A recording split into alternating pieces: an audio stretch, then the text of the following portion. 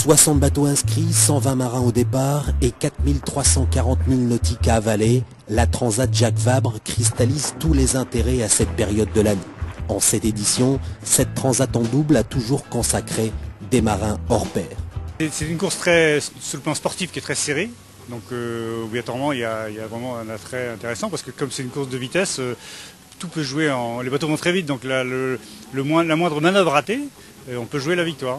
La Transat Jacques Vabre, la difficulté, c'est le multicoque en équipage réduit. C'est les bateaux très instables et tout va très vite et c'est là qu'il faut faire attention.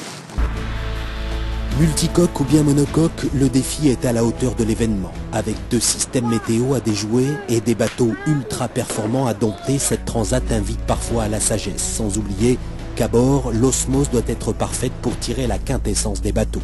C'est vrai que Nicolas, on se connaît très bien, ça fait plus longtemps qu'on a l'habitude de naviguer ensemble, on a fait plusieurs transats, notamment sur le circuit Figaro, on avait gagné la Transat AG2R en 2004.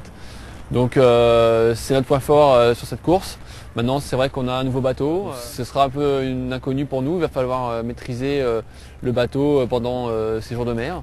Mais cette complicité qu'on a depuis de nombreuses années sera là justement pour nous aider et essayer de, au fur et à mesure d'avoir les automatismes qu'on connaît et qu'on sait faire avec Nicolas. Faire qu'il y ait une osmose qui se fait entre les 2 personnes et le bateau, parce que c'est quand même 3 éléments. Et du coup c'est une expérience humaine intéressante. Sur Roxy, 2 femmes que rien n'effraie s'engagent dans cette bataille de l'Atlantique, Samantha Davis, la britannique, et Jeanne Grégoire, la française. Riche déjà d'une expérience commune sur la Transat AG2R en 2004, elle rêve de déjouer les pronostics entre Le Havre et Salvador de Bahia, au Brésil. Je fais beaucoup de milles, beaucoup d'entraînements. C'est comme je suis à la maison. On va vite, j'ai pas peur. C'est important parce que le bateau il est très puissant. Je pense que je peux faire les bonnes choses.